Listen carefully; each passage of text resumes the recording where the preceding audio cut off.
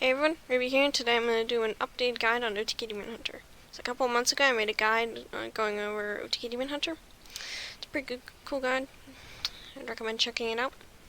But the newest additions to this deck have been the Talented Arcanist. It's the only card from Forge of the Barons that allows you to stall and do more combo damage. But yeah, the core part of the deck hasn't changed. You still use Il'gynoth, Moargs, and blow up your opponent. But I feel like the hardest part of this deck is knowing when to time your cards, like Double Jump, when to play your Illidari Studies, when to play your Raging Fellscreamer. Mostly, you just use Double Jump. You can either use it on turn 1 or turn 7 are the two most ways you use it, because Skull. Normally when you use it on turn 1, you want to, if your hand is dumpable, like if you can dump the other cards and get the Skull outcasted, I'd play I'd play Double Jump on 1. Otherwise, I'd probably wait until turn 7 to try and guarantee an outcast to Skull. Studies is the same thing. If you can dump the other cards, you should play it on turn 1. If not, you should wait for turn 6 to get a guaranteed outcast Skull. Another tough card to use is Raging Fellscreamer to know when to discount your Moarg. Most of the time, use Jam it on turn 4 because you're going to need to outcast your Skull if it's on the left. But sometimes you want to save the discount for Moarg. Like if you need it exactly 30 damage or something. Saving it, the reduction, can help that. So yeah, this card's kind of difficult to use, but yeah.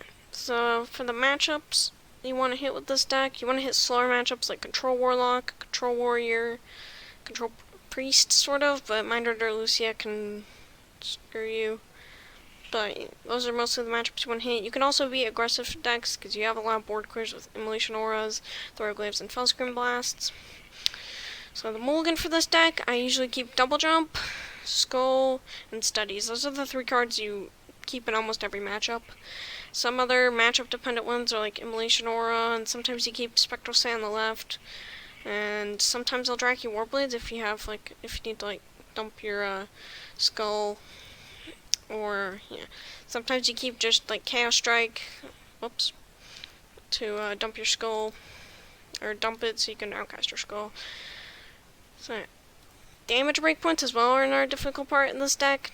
Knowing how much damage, sometimes you rope it because you're not sure on the math, but I have a visual to, I have a visual. This isn't every breakpoint, but yeah, these are some, there's some other breakpoints like Arcanist, Moarg, Double Arcanist is 24 damage with the Fellscream Blast and stuff like that, but these are some of the most common ones. And yeah.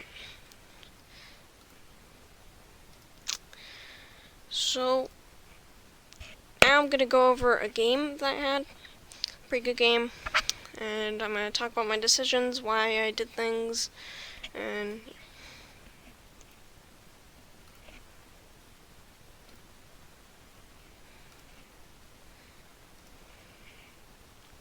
So yeah, we are getting to a game. Let's see it. So it's a Rogue. Rogue can be a difficult matchup if they get an early Jandis board that you can't deal with. So my mulligan here, I like all these cards. I think I'm just going to full keep. You can Double Jump on 1, then play the Spectral Say on turn 2. And then Studies is just a good card to have. It's very cheap. You can dump it pretty easily. Yeah. So here I'm going to play the Double Jump because my hand Skull is dumpable if I draw Skull. I did not hit the Skull, but that's fine. See what they do on turn 1. It's a pass. So I'll just take my draw from the Spectral Sight. Try and draw Skull. We hit it. It's very good. This hand is dumpable, so I will be able to get the Skull hopefully outcasted by turn 6. Maybe turn 5 at the earliest with the Illidari Studies. That is a pretty good top deck. So I play the Eldraki here because I think about if I can outcast Skull. If I can get it by turn 5, I think I would, but with like the Illidari Studies. It doesn't look like I can with this hand though, because if I go like Spectral Sight, Illidari Studies, I would have to play the Fell Screamer on 4, and on 5 Skull, the Chaos Strike would still be in the way. So I'm just gonna go with the weapon here. He might be able to get some reductions on his hand if he has like an Og Merchant or a Prize Plunder. That's fine. Don't really care too much. Our game plan right now is just to get to Skull and try to OTK him as quick as possible, and not die in the meantime. Looks like he's gonna use the coin, I think. I think that's a coin. Yeah. Well, 4-drop. Secret Passage. So he's probably looking for like Mankrik, like Wand Thieves for value, Swindles for value, stuff like that. But yeah, I'm probably just gonna go for the Raging Fell Screamer next turn. Or use the Chaos Strike and try to stop the Fish Octobot. If I can outcast this... I think I go for the Chaos Strike here to stop the Octobot. Although I could go for the Raging Fell Screamer, because I did see he didn't damage the Octobot last turn. He went for a Passage instead. I see he has 6 cards in hand, and potentially 8 if I cast a spell. And I think that's just too scary to let reduce, so I'm going to go for the Chaos Strike here. He is Dirty Tricks. I'll go for the Spectral Sight. So I can go Raging Fell Screamer next turn, and then Illidari Studies into Skull on turn 6. Unfortunately, I couldn't get the Skull by turn 5. That's fine though. Well, you should be able to get by turn 6 as long as you're not under too much pressure. Mankrik. As long as he doesn't draw the Wives, and we're not under too much pressure, we should just be fine. Just gonna play another Mankrik. He's looking to draw the Wives so he can put us under a lot of pressure. Now, will I go for the I-Beam? I think I do, because that I-Beam's probably going to cost 3, and it's probably going to be very clunky, because I have another Skull, and it's going to be like super hard to outcast. So yeah, I do go for the I-Beam. Let me just skip ahead here. So he goes for a Field Contact, he plays a Wand Thief. Not too much here.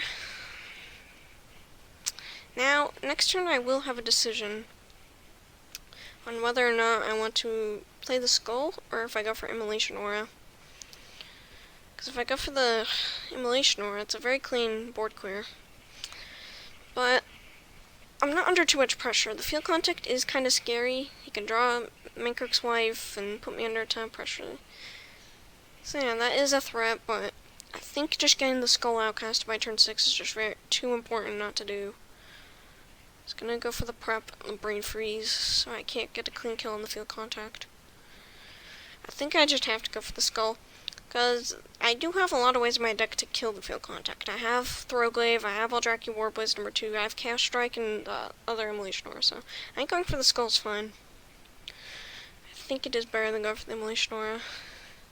Looks like I do go for it. Now I have another decision here. Do I want the Skull or not? There's no way I'm ever going to get 3 Skulls played this game. That's just impossible. But I don't think I'm going to be able to outcast this Skull, so I think taking the Skull is better. And these other 2 options are pretty useless. So I think I do go for the Skull. Yes, I do. Hit a Moarg. Hitting a Moarg off Skull is insane. Because if you play 1 Philosophy, it's better than hitting Okanoth. Because you cheat out 4 mana instead of 3. Let's see. Oh. So they go for a prep and a Brain Freeze. Push me in the face. There's a Philosophy. So, I have 9 cards in hand, so I can't really Skull. I could dump a Moarg and then go for the Skull. But I think I'm just going to go for a double jump and then a Talented Archivist and an Immolation Aura to blow up this board, then set up a Skull for the next turn. And we'll be looking very good. As long as we're not under too much pressure, should skull, and if we find Il'gynoth at any point in this game, we win the game. So, yeah. It's looking good. Skip ahead. So, opponent goes for a Shadow Jeweler Hanar. They have a Rogue and a Paladin Secret. Hanar is pretty scary in this deck. The Paladin Secret I am also scared of because of Omayog. I do not want my skull to get Omayogged. So, we don't really have an answer for that. The Throwglaive does mean I do have an answer for it. Let's see what spell we get. Guidance. A free spell.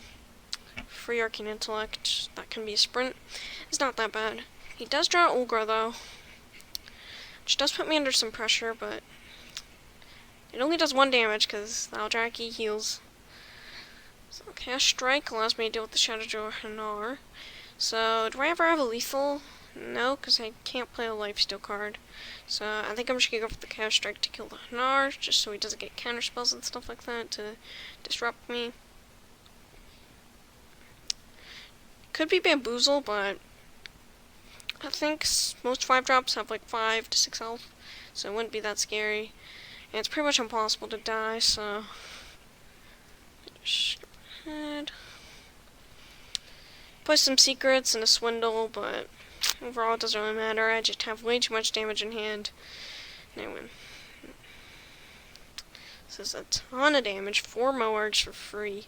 This costed a total of 2 mana to deal 64 damage. That's pretty good.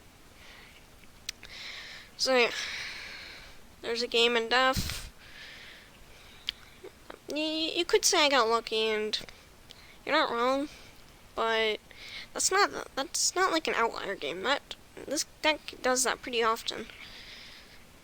And the trickier games of this deck are when you don't have those insane hands and you have to like use your combo pieces and you're under like a ton of pressure. But yeah, this deck is very good, and the deck code will be in the description.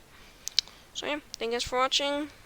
Maybe I'll do another guy in the future on this deck. We'll see if there's like new cards and stuff. Okay, that's it. Thank you guys for watching. Like and subscribe. Bye.